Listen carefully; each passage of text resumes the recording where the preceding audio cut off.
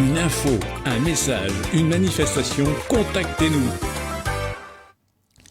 Aujourd'hui, au bar de l'économie, nous parlons donc trophée effervescence, le salon de Made in Val d'Oise.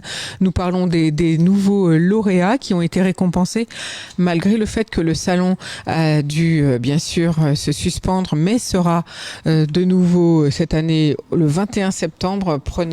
Notez cette date pour pouvoir vous inscrire. Je rappelle qu'il est fondé par l'AD Pavab et que c'est elle qu'il faut joindre pour pouvoir vous inscrire à ce salon qui aura lieu en septembre sur le site de l'hippodrome Enghien-Soisy. Alors aujourd'hui, nous avons affaire aux lauréats. Nous avions eu Guillaume Richard pour Devenez chef, que vous avez entendu il y a quelques minutes. Maintenant, on va passer la parole à Anne Letondeau.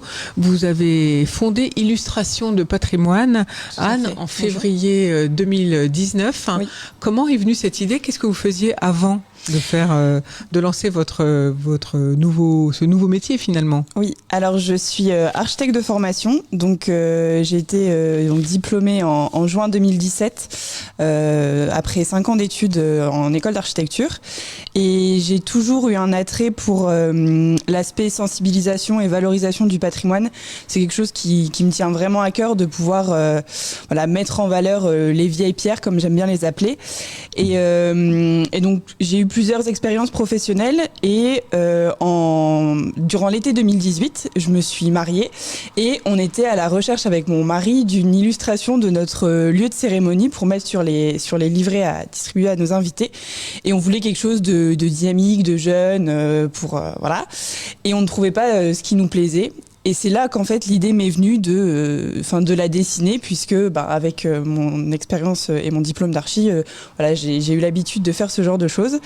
Et c'est comme ça en fait que l'idée d'illustration de patrimoine est née, donc de ma propre expérience à la recherche d'une illustration d'un patrimoine qui m'était cher puisque je m'y mariais. Donc finalement, ça fait 2 ans que vous avez créé votre entreprise, qui s'appelle Illustration de patrimoine. Oui, exact. Qu'est-ce qu'on peut illustrer pour ensuite imprimer en tout numérique? Alors, tout le patrimoine, en fait, moi, ce qui m'intéresse vraiment, c'est de pouvoir mettre en valeur, ça va de la maison de famille, de la maison d'un particulier, dans lesquelles on passe de bons moments en famille, surtout en ce moment, depuis les confinements. Mais ça peut être également des musées, des lieux de réception, du patrimoine municipal aussi. En fait, je travaille à la fois avec des professionnels, des entreprises ou des structures publiques, et des particuliers, pour mettre en valeur leur patrimoine grâce à l'illustration numérique. Du coup, comme vous êtes de formation architecte, vous avez aussi, j'imagine, un savoir-faire, un don peut-être pour le dessin, parce que sinon c'est difficile. Oui, c'est sûr que j'ai passé quelques années à illustrer de long en large et en travers beaucoup de monuments, que ce soit des monuments contemporains ou des monuments patrimoniaux. Et du coup, c'est vrai que ça m'a permis d'avoir une petite expertise dans le dessin architectural que je mets aujourd'hui au service de la mise en valeur du patrimoine. Alors, vous avez dit tout à l'heure que vous pouviez vous mettre au service des particuliers comme des entreprises ou des structures publiques. Oui. Donc, ça veut dire que vous reproduisez... comment faites-vous? Est-ce que vous reproduisez à travers une image qu'on peut vous donner, ou est-ce que carrément vous prenez une photo, ou bien est-ce que carrément c'est des dessins à main levée? Alors, ce sont des illustrations que je vais réaliser à partir de photographies que mes clients vont m'envoyer. Sur mon site internet, j'ai mis en place un petit article qui explique justement toutes les vues dont j'ai besoin pour réaliser les illustrations, donc une vue de façade et une vue des détails, puisque les détails d'une façade, c'est des choses que j'aime beaucoup dessiner, de pouvoir rentrer en profondeur sur la façade. Et à partir de ces photographies, je vais utiliser donc les logiciels numériques d'un architecte pour pouvoir, à la manière d'un relevé de façade, redessiner la façade à partir de ces photos que mes clients m'auront envoyées. Alors ensuite, vous proposez donc bien sûr de les imprimer. Oui, tout à fait. Jusqu'à quel format peut-on imprimer ces monuments? Alors, ou ces lieux, j'allais dire, ces lieux d'exception. C'est ça. Ce qui fonctionne le plus, en tout cas aujourd'hui pour le particulier, on va être sur du format A3 ou A4. Donc A4, c'est un format classique, celui d'un papier imprimante pour ceux qui qui ne connaissent pas, mais le A3, c'est donc le double de ce format-là. Et c'est un format qui va être intéressant quand on veut encadrer l'illustration, soit de sa maison de famille ou sa maison de vacances, soit d'un lieu de réception pour un souvenir de mariage. Donc ça, c'est ce qui fonctionne le plus avec les particuliers.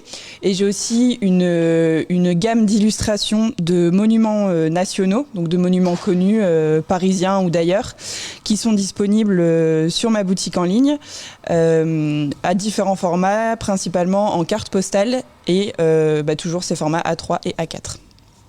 C'est la plus grande format qu'on vous demande ou bien c'est un choix délibéré ? C'est plus un choix. Après, c'est vrai que j'ai eu l'occasion d'en faire. En fait, l'illustration numérique permet vraiment de s'adapter à tout type de support et même à toute taille de support, puisque, par exemple, j'ai eu l'occasion de réaliser des illustrations pour une mairie qui ont été développées sur des 4x3 dans la rue. Donc voilà, en fonction du projet et des besoins, l'illustration peut se décliner du format carte de visite au format panneau publicitaire dans l'espace public. Tout ça, après, c'est un choix et un budget que chacun... Ça, exactement. Bien sûr. Ça prend combien de temps de faire une illustration et un projet finalement, Anne Letondo ? Alors quand on aime, on ne compte pas, à ce qui paraît, mais non, pour une illustration, comment dire, en moyenne, il faut compter entre 6 plus en fonction des projets, mais je passe bien au moins 6-7 heures sur les maisons les plus classiques, je dirais. En fait, il vous faut 2 jours, j'imagine, oui, pour sortir un projet et pouvoir commencer à imprimer. Et puis il y a le temps de retravail des photographies, puisque je dessine vraiment des façades, donc sans perspective dans un premier temps. Et donc il y a tout un retravail de photographie, puisque les photos qui sont envoyées par mes clients sont parfois en contre-plongée ou en plongée. Et donc il y a aussi ce travail de remaniement photographique qui est important, pour que la façade retranscrite soit vraiment dans les bonnes proportions par rapport à la réalité. Donc j'imagine que dans votre projet d'entreprise, Anne Letondo, je rappelle que c'est illustration de patrimoine, oui, vous allez pouvoir proposer aussi ce qu'on appelle des objets de communication, des goodies, oui, comme on dit maintenant. Exactement. Quel support, alors là, quel support utilisez-vous ? Alors j'ai eu l'occasion d'en faire déjà sur des tote bags, vous savez, ces petits sacs en toile qui fonctionnent plutôt pas mal depuis quelques temps. Et en fait, l'illustration peut aussi se décliner par exemple sur de la papeterie, sur des carnets. Ça peut être également sur des mugs. J'ai eu l'occasion d'en faire sur des Rubik's aussi pour un musée à Épernay. Près de Reims, et voilà, ensuite ça peut vraiment se décliner sur un tas de supports, de goodies, comme vous dites, et c'est là aussi l'avantage, puisque ça va pouvoir plaire à différentes personnes en fonction de leurs besoins, par exemple dans les offices de tourisme, dans les boutiques de musées ou ce genre d'établissement. Est-ce qu'il y a des salons dédiés à votre métier, ou est-ce qu'il y a des salons que vous envisagez de faire plus particulièrement ? Alors oui, il y a 2 salons qui m'intéressent principalement. On a évidemment le salon du patrimoine, puisque le patrimoine c'est quelque chose qui me tient à cœur, comme vous l'avez compris. Et donc le salon du patrimoine qui se tient tous les ans fin octobre au Carrousel du Louvre, donc qui a été malheureusement annulé l'année dernière, mais qui normalement devrait avoir lieu du 28 au 31 octobre prochain. Et également le salon Museum Connection, qui est un salon qui a lieu tous les ans au mois de janvier, qui a été une première fois reporté, cette édition janvier 2021 à normalement mai 2021, et qui a été finalement reporté il y a quelques jours pour une édition janvier 2022. Donc on se retrouve en janvier 2022 à Museum Connection et en octobre prochain. C'est le prochain rendez-vous si on veut vous trouver sur des salons qu'il faut noter. Alors Anne Letondo, vous avez créé une collection d'illustrations de détails de portes. Pourquoi avoir choisi ce thème ? Et donc ça, ce sont des petites cartes en fait qu'on peut encadrer, ou on peut envoyer on peut s'en servir de cartes postales même à la limite. Exactement. En fait, c'est venu de 2 choses qui ont mûri pendant quelques temps dans mon esprit. D'un côté, le fait que j'aime vraiment beaucoup dessiner les détails, rentrer dans la façade pour en dessiner les moindres subtilités. Et en fait, au fur et à mesure des illustrations que je faisais, j'en ai dessiné à peu près, en sur-mesure, j'étais à 200 illustrations à peu près l'année dernière. Et j'ai eu beaucoup de belles portes de maisons de famille pour lesquelles j'ai vraiment pris du plaisir à dessiner ces détails de portes. Et en fait, je me suis dit, il faut que j'en fasse quelque chose. Et donc petit à petit, pendant l'année, j'ai testé des choses. Alors certaines choses qui me plaisaient, d'autres moins. Et j'ai couplé ça avec une envie de ma communauté sur les réseaux sociaux. J'ai une belle communauté entre guillemets qui me suit sur Instagram et avec qui j'échange régulièrement justement pour cerner leurs besoins. Et la question de la couleur est revenue très régulièrement parce que c'est vrai que j'ai commencé en illustrant quasiment uniquement en noir et blanc. Et petit à petit, les gens ont eu envie de couleur. Et donc, j'ai couplé cette envie de détail et leur envie de couleur pour créer ces illustrations de détails de portes qui sont au nombre de 5 en 5 coloris différents. Parce qu'en fait, sur votre communauté Instagram, c'est donc le souhait de vos clients, j'allais dire de vos followers. Oui, c'est ça. En fait, j'aime beaucoup justement échanger avec eux. Donc du coup, vous envoyez des questions privées ou c'est public les échanges ? C'est souvent public.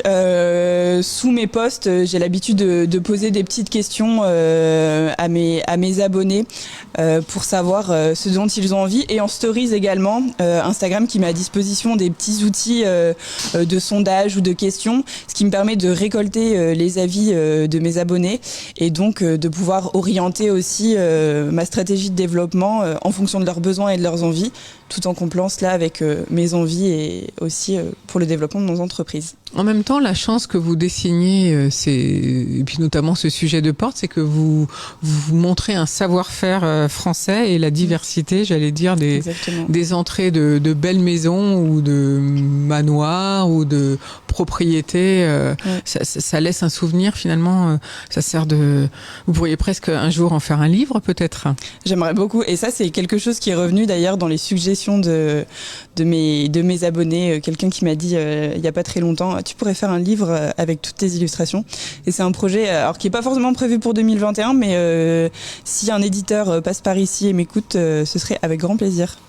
Alors pour l'instant, votre projet, c'est bien sûr de vous développer puisque c'est une jeune entreprise, 2 ans d'existence, illustration patrimoine. Votre souhait, c'est de travailler surtout en B2B ou bien c'est d'aller vers le particulier ? Aujourd'hui, j'ai envie de me développer en B2B. En effet, j'ai commencé par le particulier puisque c'était une cible qui était assez accessible à travers les réseaux sociaux. Et aujourd'hui, il y a de plus en plus d'entreprises qui me contactent, certes via ces réseaux sociaux, mais me développer en B2B, c'est aussi une occasion de pouvoir toucher plus de personnes en termes de valorisation du patrimoine, puisque c'est vraiment le leitmotiv de mon entreprise. J'aime beaucoup dire que pour préserver le patrimoine, il faut le sensibiliser le grand public à sa valeur, et pour sensibiliser, il faut valoriser et il faut mettre en valeur. Donc voilà, l'idée d'illustration de patrimoine, c'est de mettre en valeur le patrimoine pour que les gens y soient plus sensibles et pour qu'ensuite on puisse préserver ce patrimoine. Et donc travailler avec des entreprises, c'est forcément toucher un plus grand public et donc forcément préserver beaucoup plus le patrimoine pour l'avenir. Dans votre stratégie de développement, Anne Letondo, est-ce que vous avez décidé de passer par un agent, comme beaucoup d'artistes finalement, puisque vous êtes une artiste en fait? Merci, mais non. C'est vraiment, c'est vraiment grâce à Instagram, je pense, et à mes réseaux sociaux que j'arrive petit à petit à développer ma communauté et une proximité avec les gens qui suivent mon travail. Et non, c'est vraiment une stratégie de développement sur les réseaux sociaux qui me permet aujourd'hui de trouver des clients et de grandir petit à petit. Alors, quels sont les réseaux hormis Instagram que vous avez choisis pour vous développer? Alors, donc évidemment beaucoup d'Instagram et petit à petit LinkedIn, évidemment en parallèle pour développer de plus en plus plus sur le B2B. Et je suis également sur Facebook, à Illustration de patrimoine sur chaque réseau social. Et du coup, vous allez investir un petit peu d'argent pour vous développer avec ces réseaux ou pas ? Oui, c'est sûr qu'aujourd'hui, sur les réseaux sociaux, on passe beaucoup d'énergie, beaucoup de temps à créer du contenu valorisant pour nos sociétés. Et les rouages et les algorithmes des réseaux sociaux encourage mine de rien les entreprises qui veulent se démarquer à investir dans du référencement, dans de la publicité. Donc c'est des choses, par lesquelles je passe régulièrement pour pouvoir augmenter ma visibilité. Alors pour faire ça, quel est le budget que vous envisagez par mois, par exemple ? Aujourd'hui, on est sur des publications régulièrement sponsorisées. Enfin, c'est ce qu'on appelle le sponsor de publication, où par publication, il faut en moyenne mettre un budget entre 20 et 50 euros par publication. Après, ça va être aussi une sensibilité de chacun finalement, puisqu'il y a certaines entreprises qui décident de ne pas du tout sponsoriser les publications et d'autres qui souhaitent le faire. Donc ça peut varier du simple au double, voire au triple. Mais vous avez déjà remarqué depuis 2 ans que ça porte quand même ses fruits d'investir entre 20 à 50 euros, c'est ça que vous voulez dire ? Oui, voilà, c'est ça, exactement. Pour vous, en tout cas, pour voilà, votre c'est ça, métier. en fonction des cibles, etc. Ça vous a donc rapporté des nouveaux clients Oui. Et notamment dans le B2B ? Exactement, c'est ça. En fait, je sais que en développant mes réseaux sociaux, je sais que d'une certaine manière, je vais réussir à atteindre d'autres clients, que ce soit du particulier ou du professionnel. Donc, c'est quelque chose sur lequel, oui, je mise beaucoup. Quel est l'accueil finalement lorsque vous démarchez d'abord, est-ce que ça vous arrive de démarcher dans le dur, comme on dit, c'est-à-dire vous appelez une entreprise ou une collectivité publique pour proposer vos services, notamment au moment des fêtes ? Alors non, j'avoue que j'ai cette chance que ce soit grâce à toute l'énergie en fait que je mets en place pour développer et pour être visible sur les réseaux sociaux. Ce sont eux qui vont venir me contacter directement. Ça a été par exemple le cas, vous parlez des fêtes de la mairie de Saint-Cloud qui m'a proposé de travailler avec eux pour la mise en valeur de leur patrimoine municipal à l'occasion des fêtes de fin d'année et de la campagne de vœux pour la nouvelle année 2021.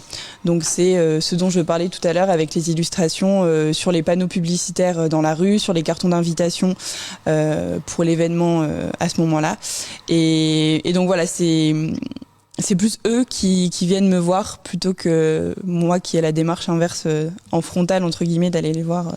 Donc pour l'instant, c'est plus une démarche de promotion par les réseaux sociaux pour que des nouveaux vous découvrent et vous attendez qu'ils vous contactent. C'est ça, c'est une manière de démarcher que je trouve plus douce en fait et qui me correspond beaucoup plus en termes déjà de caractère et ça permet d'être sûr en fait que les clients qui vont venir me voir ont un besoin et ont une envie de valoriser leur patrimoine.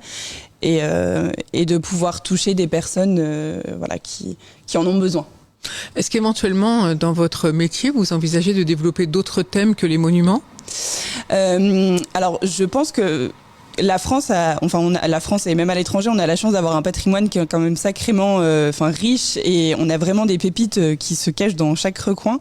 Donc pour le moment, c'est vrai que ça me laisse beaucoup de perspectives de développement, etc. Donc pour le moment, je vais rester sur le patrimoine et je pense que ça se fera petit à petit peut-être en fonction des demandes. Là aussi, je reste à l'écoute des clients. Alors vous êtes installée en Val d'Oise, Anne-Lé-Tourdeau, pour illustration de patrimoine. Oui. Vous avez cité quelques villes qui sont en dehors de l'Île-de-France. Est-ce que vous êtes amenée à avoir beaucoup de demandes de la province, j'allais dire ? Oui, c'est vrai que en fait, l'avantage de travailler grâce au numérique et au digital, c'est de pouvoir travailler entre guillemets hors frontières, mais c'est vrai que j'ai lancé mon activité en étant juste après en fait avoir emménagé dans le Val d'Oise et donc petit à petit j'ai eu l'occasion par exemple de travailler avec la ville de L'Isle-Adam pour laquelle on a organisé l'année dernière en 2019, pardon, des illustrations de leurs monuments municipaux, qui avaient besoin d'être valorisés, et la municipalité avait à cœur en tout cas de les mettre en valeur, et donc on a développé des produits, des tote bags, des carnets à l'effigie de leur patrimoine. Voilà, donc pas mal d'outils finalement pour communiquer sur sa ville d'une manière différente. Oui. Alors combien ça coûte tout ça, Anne Letondo? C'est assez difficile de mettre un budget derrière, puisque ça va mettre les prestations que je vais réaliser vont dépendre de la complexité de la façade du monument. Par exemple, un détail de porte ne prendra pas le même temps et ne sera pas la même chose qu'un monument façade complet, ou bien qu'un sûr. château, etc. Et ça va aussi dépendre des usages, puisqu'en fait, l'illustration ensuite, je vais pouvoir céder des droits de reproduction à mon client, et ça aussi, ça va dépendre par exemple si c'est une petite j'imagine une boulangerie d'un petit village qui va vouloir faire quelques tote bags à offrir à ses clients en fin d'année, ou alors à l'inverse une grande ville ou une grande entreprise qui va vouloir communiquer à l'international grâce à l'illustration. Mais si on imagine par exemple un commerce, comme vous l'avez dit, qui veut faire une centaine d'exemplaires, est-ce qu'on peut quand même donner une idée budgétaire? Pour le pro, oui, on est en réalisation, en tout cas, on commence à 500 €, donc ça peut être de 500 à 3000 €. Voilà, c'est le budget moyen, j'allais dire, selon les demandes de projet. Ça, c'est pour les professionnels. Exactement. Et pour le particulier, l'impression de carte, ça démarre à combien d'exemplaires? Alors, il n'y a pas de limite d'exemplaires, je dirais. Minimum. Pour le particulier, on peut très bien me demander une illustration en unique exemplaire à encadrer dans son salon. Mais on peut aussi, par exemple, me commander des reproductions de ces illustrations pour offrir lors d'une cousinade ou dans un lieu ou une histoire familiale, voilà. C'est ça, exactement. Et donc là, pour ces reproductions, on va être au même tarif que les reproductions qui sont disponibles sur mon site internet. Donc, à savoir les formats A3 à 30 €, les formats A4 à 25 € et les formats carte à 5 €.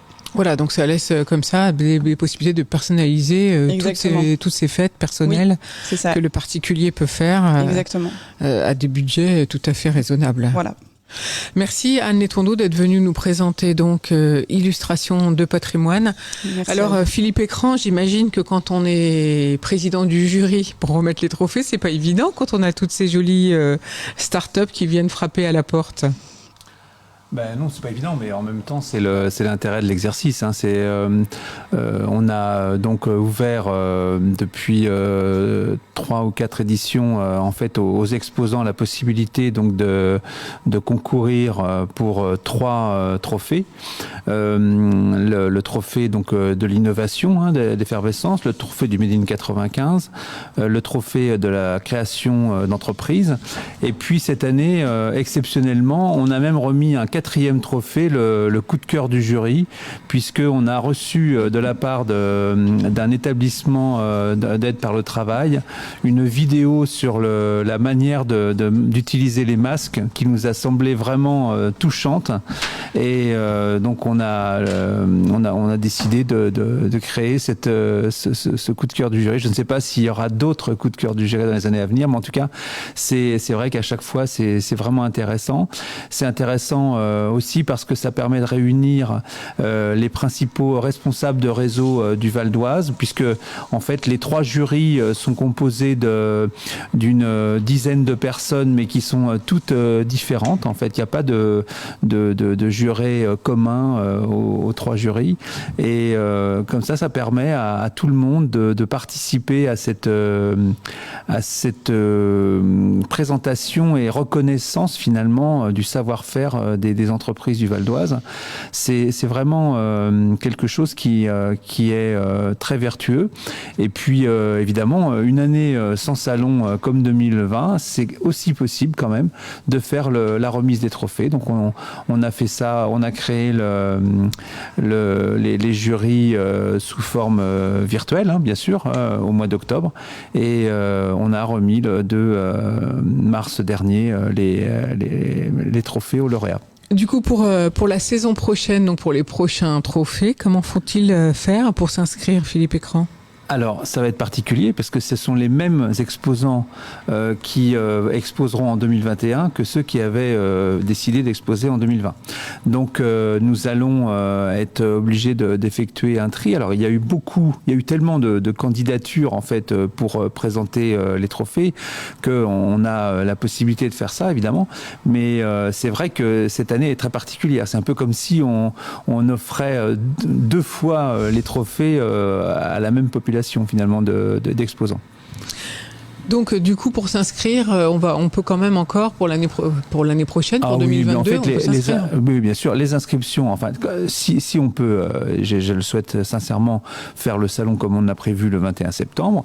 Les jurys se tiendront le 21 septembre. Donc en fait, on va proposer aux exposants un peu avant l'été encore là de monter leur dossier et puis mais la plupart l'auront déjà fait puisque je vous dis, on a été obligé de faire une première sélection. Chaque jury permet de voir 6 ou 7 ou 8 maximum sociétés.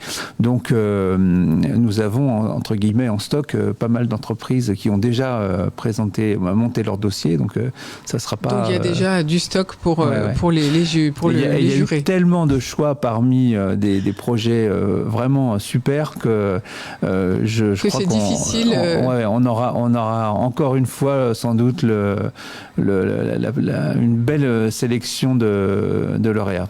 Merci Philippe Écran. On se retrouve, si vous voulez bien, dans quelques minutes. On va faire une nouvelle pause musicale et puis ensuite place aux ponceuses professionnelles. Soyez avec nous, on revient dans quelques secondes après une jolie pause musicale. Une info, un message, une manifestation, contactez-nous.